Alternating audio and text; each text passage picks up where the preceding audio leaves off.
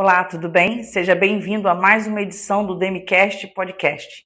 E hoje vamos falar sobre um tema que une arte, emoção, responsabilidade legal.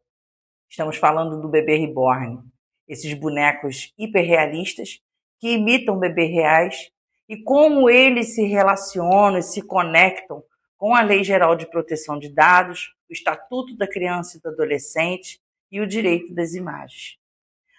Pode parecer inofensivo, mas dependendo do contexto, esse tipo de criação pode gerar consequências jurídicas bem sérias.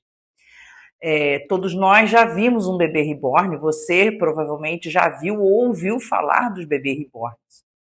Eles são bonecos artesanais, feitos para parecerem bebês de verdade, entanto que tem textura de pele, veias, olhinhos brilhantes, cabelo implantado fio a fio.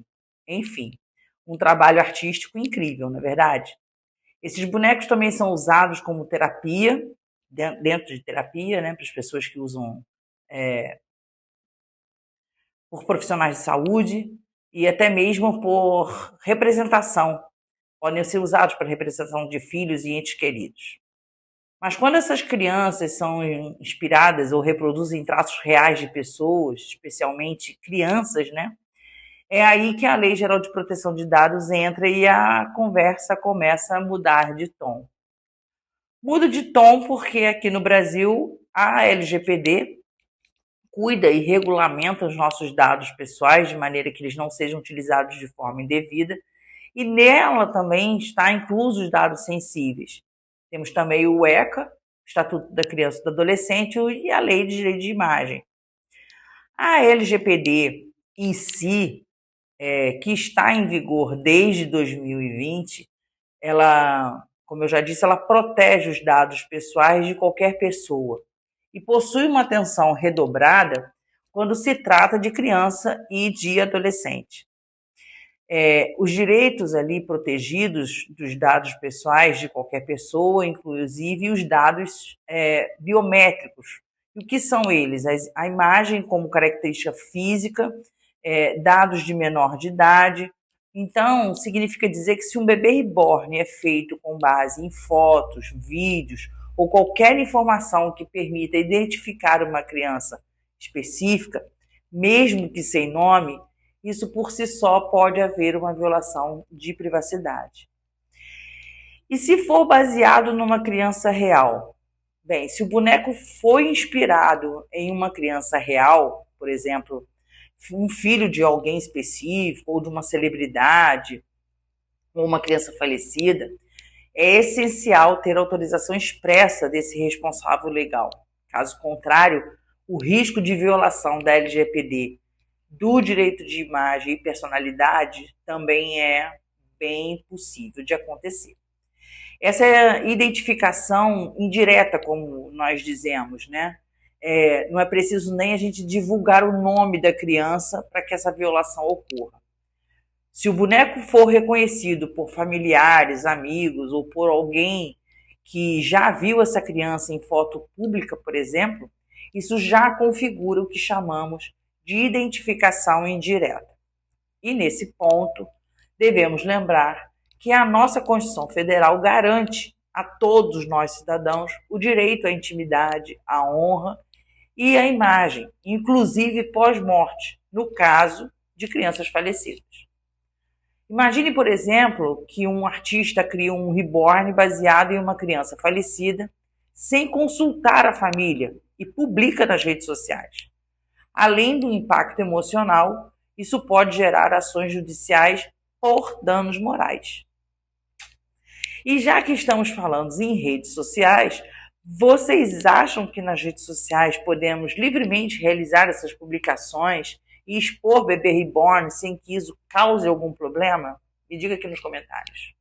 Mas eu te explico.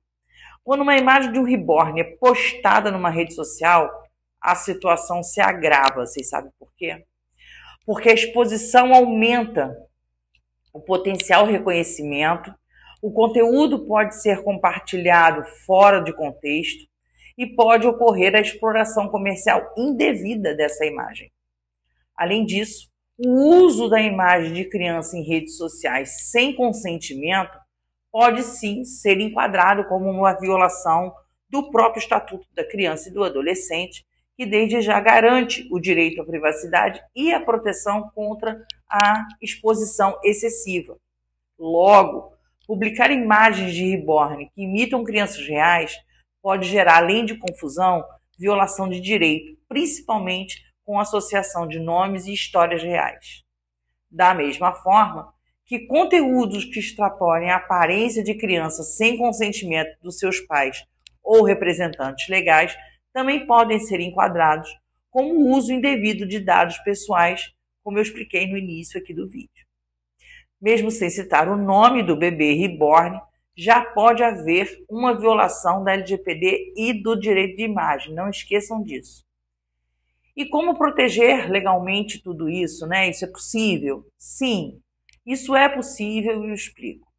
Se você é artista, rebornista ou trabalha com esse tipo de conteúdo, é fundamental que você obtenha um termo de consentimento específico assinado pelos representantes legais dessa criança, que você especifique o uso pretendido, divulgação, venda, redes sociais, e respeite sempre os limites éticos e legais, especialmente quando envolver crianças vivas ou falecidas. Outra dica importante é, mesmo com autorização, evite criar cópias hiperrealistas de crianças públicas ou famosas. Essa repercussão pode fugir do controle. Bem, eu finalizo afirmando que sim, a arte do reborn é linda, sensível e poderosa. A criação e divulgação desses bebês não é uma ilegalidade, mas deve respeitar limites éticos e legais, principalmente quando envolve dados de crianças reais, uso de imagens ou nomes sem consentimento e comercialização com base em traços identificáveis.